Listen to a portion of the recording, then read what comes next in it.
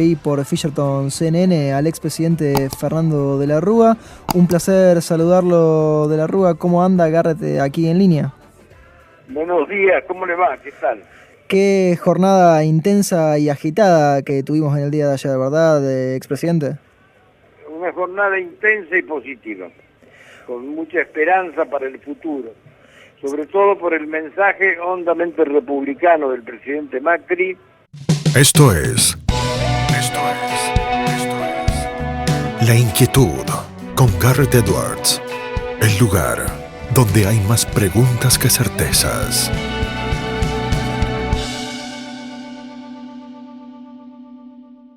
Entrevista muy especial esta que hice en su momento en el mes de diciembre de 2015 cuando asumía Mauricio Macri en aquel emblemático programa que fue PBI proponiendo buena información, en el cual acompañé a Fabiana Suárez en Fisherton CNN durante esa temporada, y en el último mes del año tuve la suerte de conducirlo, de liderar los destinos de PBI por un tiempo, y Gonzalo Fernández, productor general de Fisherton CNN por esa época, la emisora por la cual salía PBI, consiguió a Fernando de la Rúa, al presidente Fernando de la Rúa, entre el año 1999 y 2001, y lo entrevisté.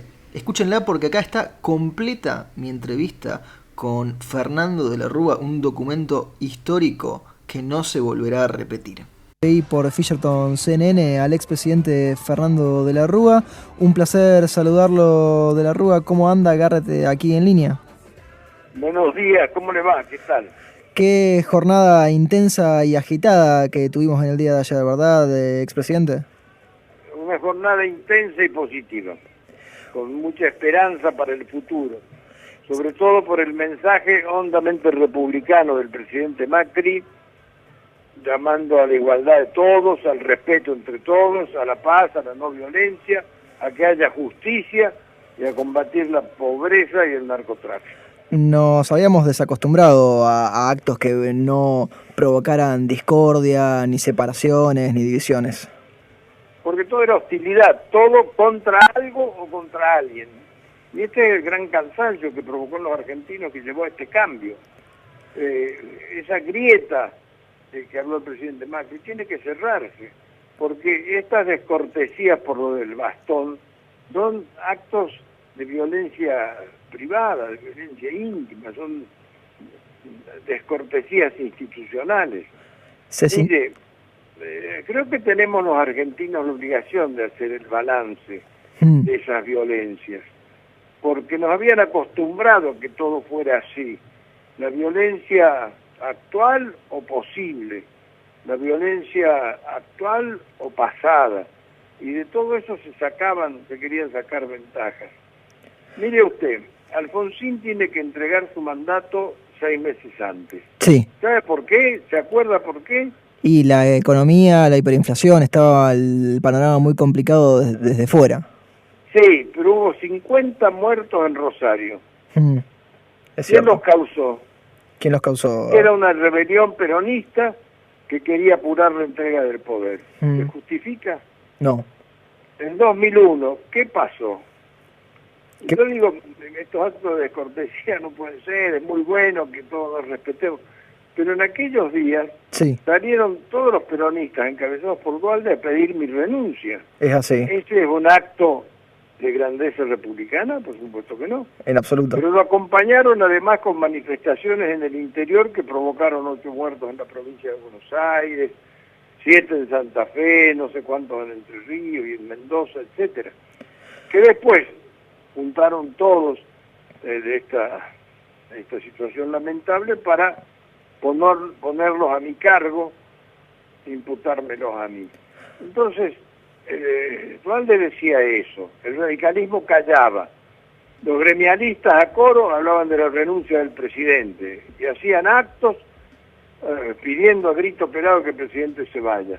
Yo no sé qué es eso el republicanismo, si el peronismo habrá aprendido de esa lección y de la actual, de lo malo que deja Cristina, para hacerse un partido civilizado. Doctor Eso es lo que pasó en 2001. Fue un acto de violencia donde Yo respondí con el renunciamiento para que no se profundizara. Doctor de la Rúa, usted... Después dicen, el modo que termine. ¿Y qué terminé si pusieron la violencia en las calles? ¿Usted piensa que... Vaivenes de la economía que la tenía Brasil, la tenía Uruguay, todos terminaron su mandato y salieron adelante. 6 meses después de mi renuncia empezó a subir la soja, que Kirchner lo llamó el milagro argentino. ¿Usted piensa que Mauricio Macri recibe un país en similares condiciones al que recibió usted o peor? Tierra arrasada. Tiene que hacer un informe general al país sobre el estado de la nación, para que los argentinos sepamos cómo está.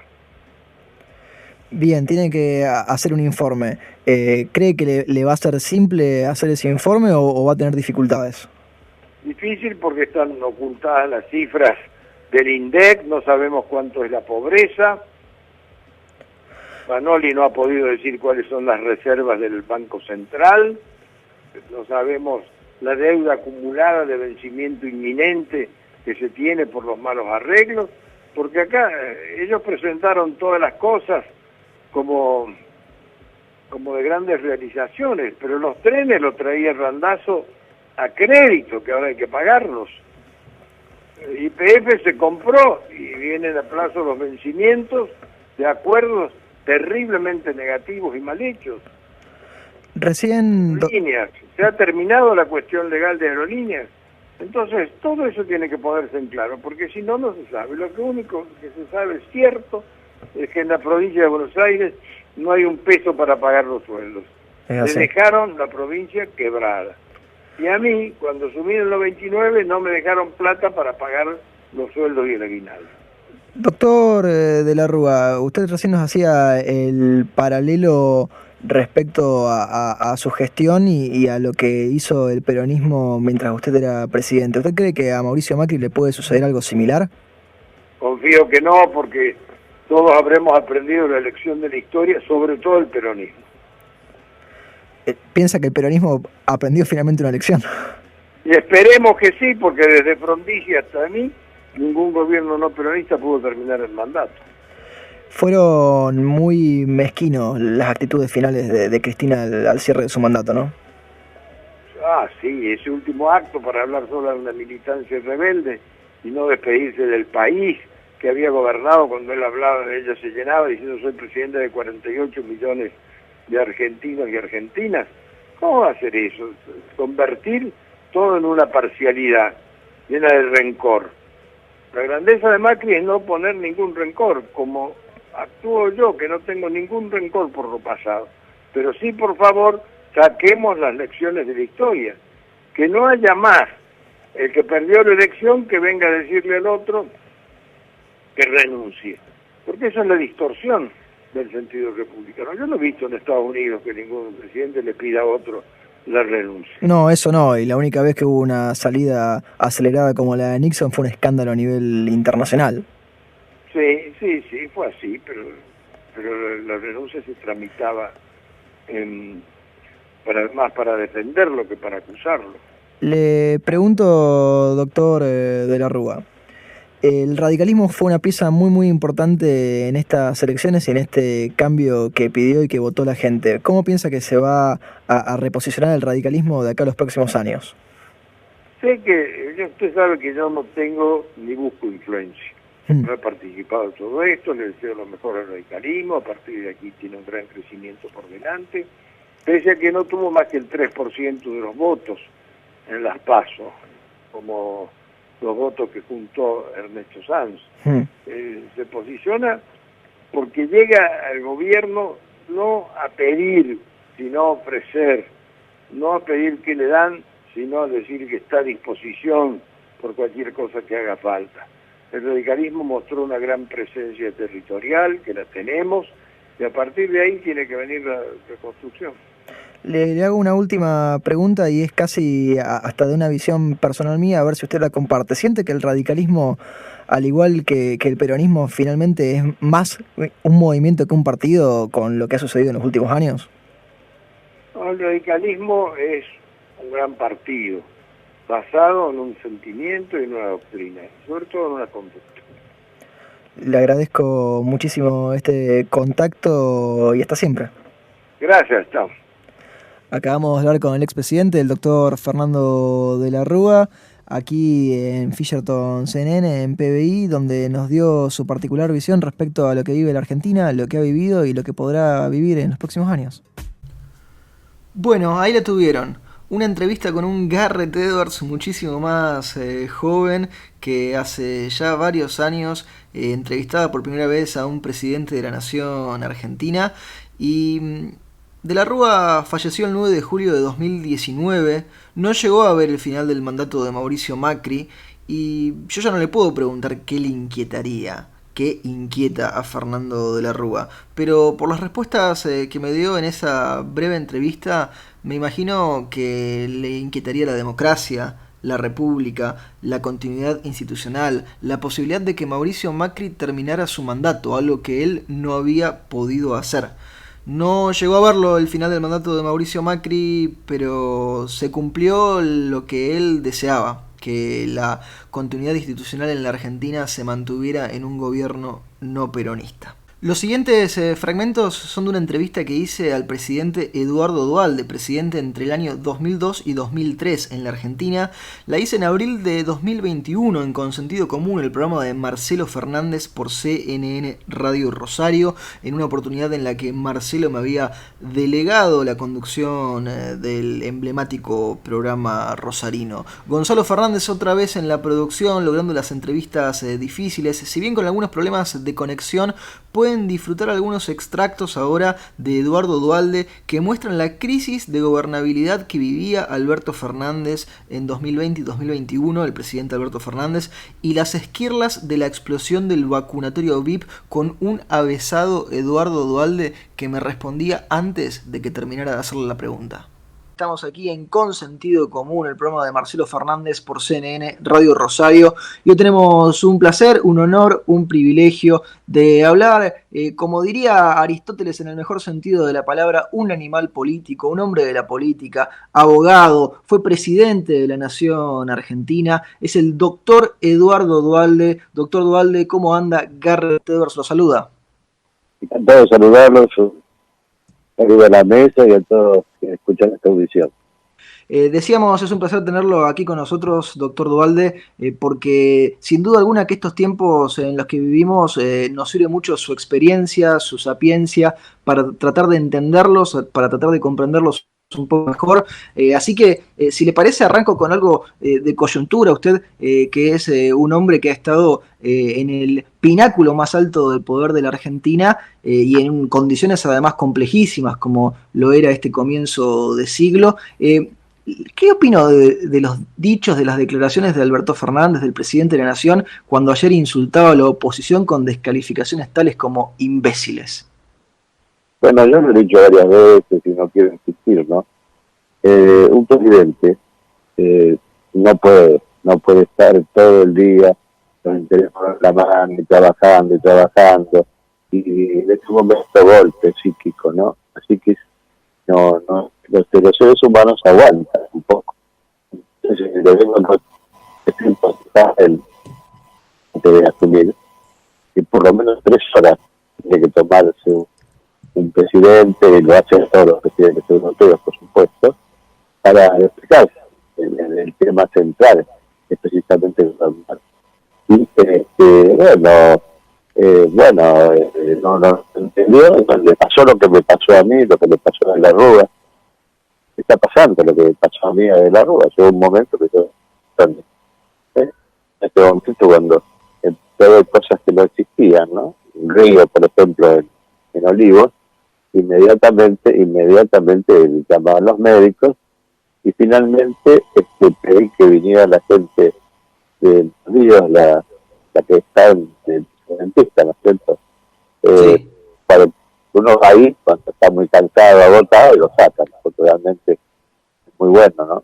Y bueno, y vinieron, nos contratamos uno a uno para que la gente no decía comentarios, uno a uno, y estuvieron un año conmigo. Y a la mañana me levantaba y hacía gimnasia con ellos, después se envuelven en años calientes y después, bueno, eso lo ayuda, pero no quiso. Mejor dicho, él me pidió que sí, que nos llamaran, vinieron a verlo, estaba muy contento y después se ordenaba el tema. Y no está bien, y cuando no está bien pasan estas cosas.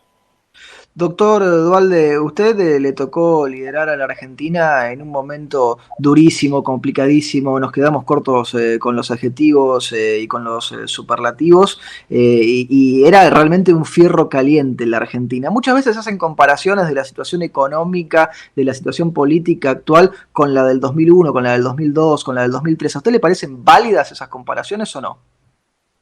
No, esta situación actual no tiene antecedentes de la Argentina moderna. Por supuesto, si en algo se parece, pero lo que no se entiende en Argentina, lo que no alcanza a entender, que para gobernar hay que juntarse. Yo no aceptaba, a mí el doctor Alfonsín prácticamente me retó el 31 de diciembre de 2001, si no asume la presidencia mañana, me dije va a ser matanza en Argentina, y bueno, discutimos un poco.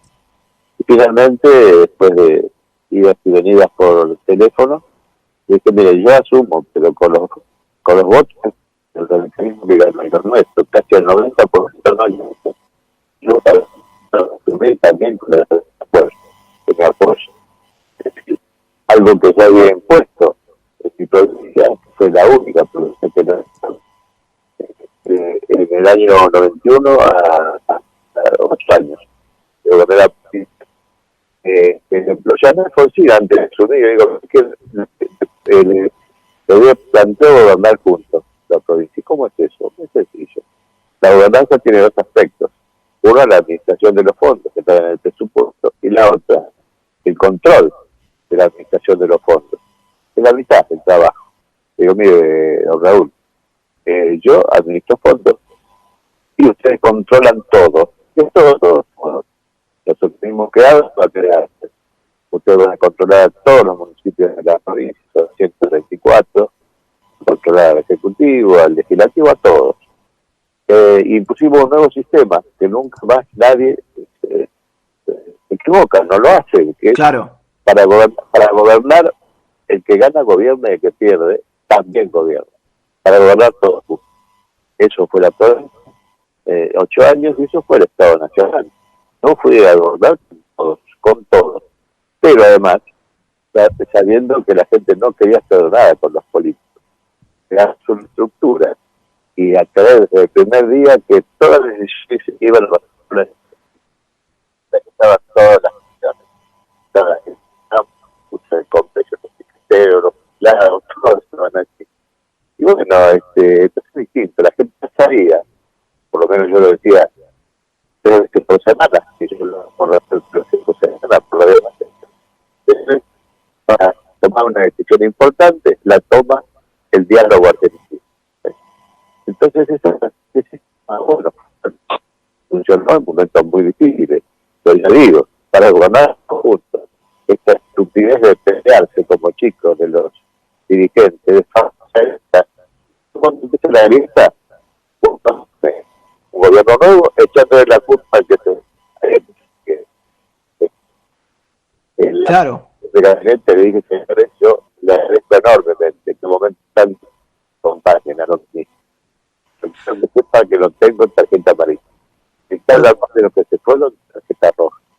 Porque Doctor, no le di para contarle a la gente qué pasó, sino para que vaya a lo que no existe. ¿Y qué es lo que no existe, Eduardo? Lo que no existe es el futuro. El futuro no existe. Entonces, para eso elige a los dirigentes. Y eso no se entiende en Argentina. Siguen peleando estúpidamente. La gente que elige a la gente para que las gobierne, ven, el otro día se empiezan a pelear. Es una imbecilidad, que no sea, no, yo no entiendo por qué pasa eso. Por supuesto, hay que saber, en épocas de crisis, no es lo mismo gobernar en épocas de crisis que en épocas más o menos normales, totalmente diferentes.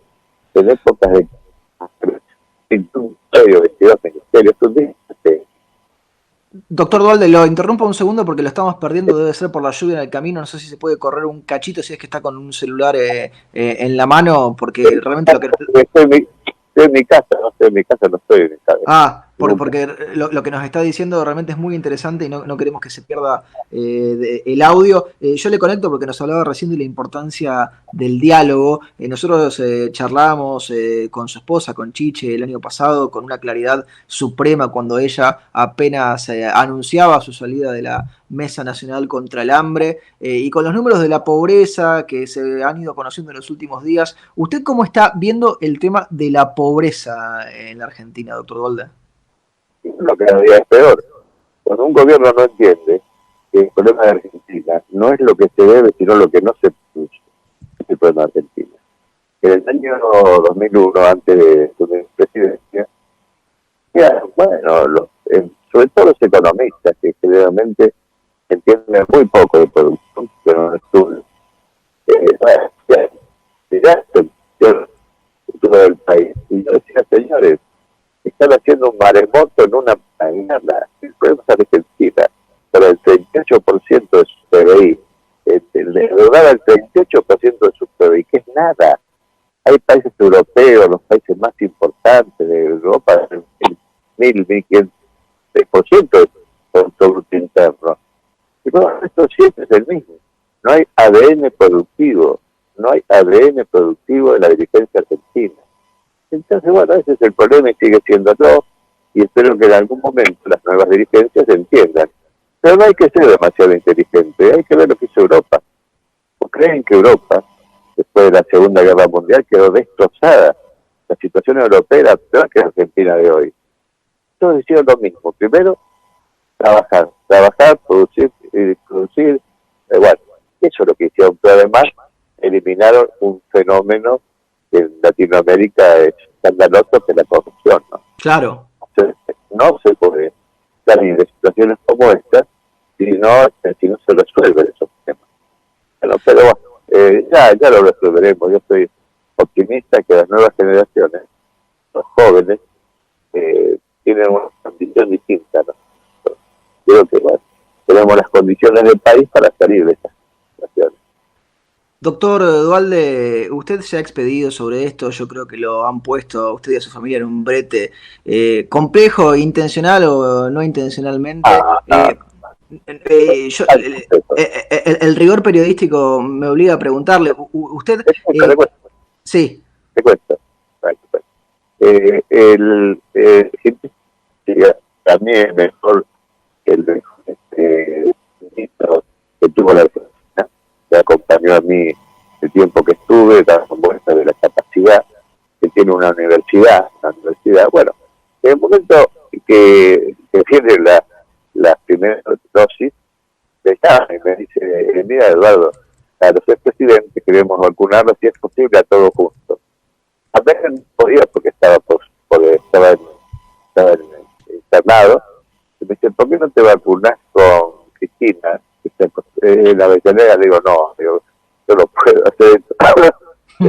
Porque tengo a Chiche, que tiene sistema pulmonar, no le funciona un riñón hace 8 años, no le va a funcionar más, se le achicó el riñón.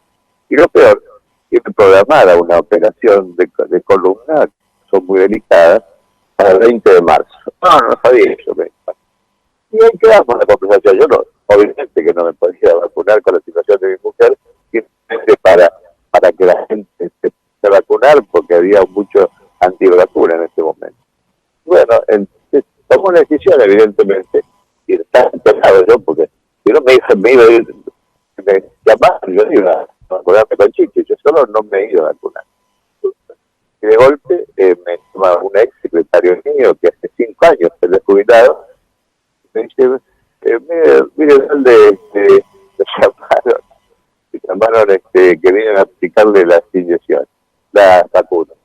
Bueno, yo vine disparado del centro que estaba, cuando llego, con mucho apuro, pero la vacuna, la señora, y dice, hombre, era lógico. Y vacunan a mis hijas. Eso le aclara Bisotti hace 10 días. La vacunamos para no tirarla, porque viene en un tajito de 5 años y sabía. Que se agota, sí, si no se usa en el momento. No, yo no sabía eso. Y Entonces, bueno, y le pusieron, cuando le dan el certificado, y le pone a completar la dosis, ¿no es cierto? Pero, la verdad, yo tenía el derecho por la resolución del gobierno, bueno, también por la misma razón se la aprobó la gente. Es porque el gobierno decidía que tenía que dar la vacuna en este momento, y sobre todo, por lo que digo, por los antivacunas. Bueno, eso fue todo, y si pasaría lo mismo, yo haría lo mismo, menos en el caso de mis hijas, que le tendría que existir en las vacunas, ¿no es cierto? Porque no. Y eso fue, y la verdad es que si pasaría en este momento, haría exactamente lo mismo. Doctor Dualde, le quedo para terminar, sí. ¿no? Sí que lo operaron. Le iban a operar el 20 de marzo, pero la operó, que es un médico muy importante, es santafesino. Vino de Estados Unidos a operarla, porque corría riesgo de no caminar. Lo operaron y todavía está con dolores y no se le resuelve el problema. Claro. Sí, adelante. Sí, doctor Dualde, le hago una pregunta, aprovechamos que lo tenemos, no quiero dejar esta temática sin profundizar con ustedes, otro tema distinto, es algo que le pregunté en su momento a su esposa el año pasado, porque yo creo que muchas veces la historia ha sido injusta con ese periodo tan duro de la Argentina que a usted le tocó llevar adelante. ¿Cree que la historia le ha dado el lugar que corresponde a la dificultad que fue el 2002-2003? Lo que importa no es eso. Yo lo puedo decir, y lo hago todos los días. Yo voy a Capital Federal, y me siento en la calle, recorro el país, y con un amigo mío, sin custodia. Yo la custodia lo utilizo en Capital Federal porque me es muy cómodo. Además, yo no manejo, dejé por años de manejar. Pero cuando salgo, firmo a la custodia que no quiero custodia, me voy con un ministro mío, bueno, y ando por todo el país, a veces 15 días recorriendo el país, entro a los bares, nunca tengo un problema. Yo voy a la cancha de fútbol, voy con la gente, las plateas abiertas, no solo problema. Entonces, estoy bien pagado por la gente, estoy bien pago porque realmente, ayer casualmente, estaba sentado en la calle, porque bueno, me cortan buscarme con el gente, ¿no? Y bueno, y pasaba la gente, realmente que no todos me quieren, ya sé, pero nadie me ha hecho, jamás me ha hecho, no me han dicho nunca nada, y voy a todos lados, así que mejor pago que se lo puedo tener. Doctor Dualde ha sido muy amable con su tiempo, muy generoso con sus reflexiones, y le digo lo que le dije al comienzo, para haber sido un honor entrevistarlo, le deseamos que tenga un excelente fin de semana. Gracias a ustedes, un país grande. Hablábamos con el doctor Eduardo Dualde, abogado, político, expresidente de la Nación Argentina, y lo hacíamos aquí en Consentido Común, el programa de Marcelo Fernández por CNN Radio Rosario. ¿Qué inquieta a Eduardo Dualde? ¿Qué le inquietaría? Me lo reservo. No lo respondo, porque todavía quedan chances de que volvamos a charlar con el presidente Dualde. Y ahora con Federico Pinedo, quien fuera senador de la Nación y un poco en chanza, un poco en serio, técnicamente no fue presidente de la Nación, aunque algunos dicen que fue presidente entre 2015 y 2015, diciembre de 2015, aunque por solo 12 horas le tocó estar en ejercicio de las funciones del Poder Ejecutivo Nacional por el dislate generado por la saliente presidente Cristina Fernández de Kirchner, que no quería entregar los atributos al presidente entrante, Mauricio Macri. Por 12 horas tuvo esa responsabilidad, y si bien no se lo considera técnicamente un presidente, para los que somos apasionados de la historia argentina, este detalle siempre formará parte de los asteriscos y las notas a pie de página de Federico Pinedo y de la Argentina. En Tal y Cual, en septiembre de 2020, el programa que hacemos con Adriano Mandolesi y Emanuel Paz por CNN Radio Rosario, lo entrevistábamos a Pinedo y nos contaba de la importancia de la Constitución en este fragmento que pueden disfrutar ahora. 9:25 de la mañana, aquí en la ciudad de Rosario y en toda la Argentina. Estamos en Tal y Cual por CNN Radio Rosario y tenemos realmente un honor, un lujo y un privilegio de sumar a esta mesa, porque se encuentra en línea quien fuera presidente del Senado de la Nación, quien sirvió durante 16 años en el Congreso de la Nación Argentina, abogado especializado en políticas públicas, en regulación de servicios públicos, con un detalle que para mí no pasa, y para mí y para la Argentina no pasa desapercibido: ejerció el cargo de presidente de la Nación, o estuvo en ejercicio del Poder Ejecutivo de la Nación Argentina, según como quieran hacer la disquisición jurídico-técnica, por 12 horas entre el comienzo del 10 de diciembre de 2015 y el mediodía de ese mismo día, de esa misma jornada, cuando le pasó los atributos al presidente Mauricio Macri. Es por eso, y ya lo decía, es para mí un enorme placer poder departir y conversar con el doctor Federico Pinedo. Doctor Pinedo, ¿cómo anda? Garrett Edwards lo saluda. ¿Qué tal? ¿Cómo les va? Gusto hablar con ustedes. Es un placer tenerlo, doctor Pinedo. En semanas, meses, años, digamos, que la Argentina se puesta siempre para el análisis, para la reflexión. Si le parece, arrancamos por lo coyuntural, por lo más cercano, luego vamos tocando algunos otros temas. Imagino que usted tiene ya una opinión formada no solo desde lo político, sino también desde lo jurídico, de lo que fue el anuncio del presidente Alberto Fernández sobre el recorte de la coparticipación en la Ciudad Autónoma de Buenos Aires. Sí, es un tema grave, porque la Argentina tiene un régimen federal que se basa en que las provincias son previas a la nación. Las provincias son instituciones políticas, quiere decir de organización social, de organización de la sociedad, que decidieron delegarle algunas facultades a un poder común, a un poder central, y todas las demás facultades las tienen las provincias, incluidos los recursos. Le dieron algunos recursos al Poder Nacional para cumplir esas facultades que le delegaron las provincias a un Poder Nacional, y punto. Pero que ahora venga un Poder Nacional a quedarse con la plata de una provincia y dársela a otra, es una ruptura muy central de este pacto que generó en el pasado la Guerra Civil Argentina, ¿no es cierto?, de 1820 a 1860.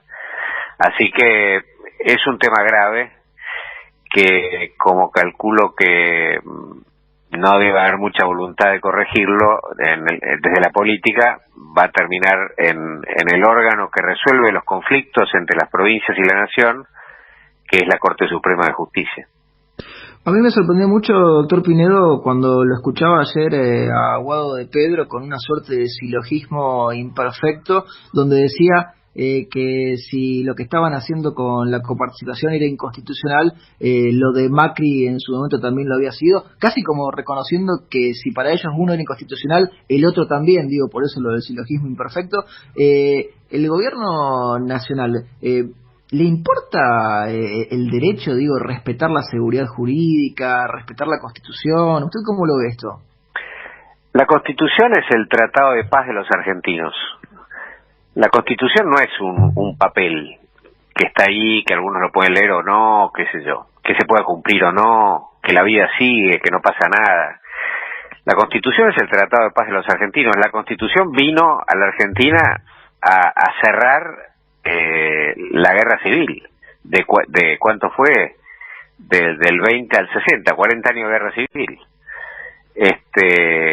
Por estos temas que estamos hablando ahora de vuelta. Claro. Entonces, eso por un lado. Por otro lado, la Constitución es el pacto de convivencia en paz de los argentinos. Entonces, si vos le quitás a los argentinos eso, entonces lo que queda es la ley del más fuerte. Y la ley del más fuerte es la ley de la selva. Y en la ley de la selva, cualquier persona que nos está oyendo sabe que su hijo no puede desarrollar su programa de vida, que no puede desarrollarse, que no puede progresar, que no puede cuidar a su familia, que no puede mantener sus valores, porque va a venir un patoteo y se los va a sacar, o un mafioso, o un narco. Y entonces, esto es extremadamente grave. No se puede ni no hacerle caso al Tratado de Paz de los argentinos, ni se puede no hacerle caso al Pacto de Convivencia en Paz de los argentinos, donde lo que rige es el derecho, que es igual para todos, y no la voluntad del más fuerte. a la voluntad arbitraria del más fuerte. Así que, bueno, esto es muy básico, pero de eso depende que nosotros podamos salir a la calle sin que nos maten a nuestros hijos. ¿Qué inquieta a Federico Pinedo? ¿Qué le inquietaría? Igual que con el presidente Duhalde me lo reservo, pero claramente la Carta Magna estaría entre sus inquietudes. Esto fue La Inquietud con Garrett Edwards. Síguenos en redes sociales y en www.edwards.com.ar.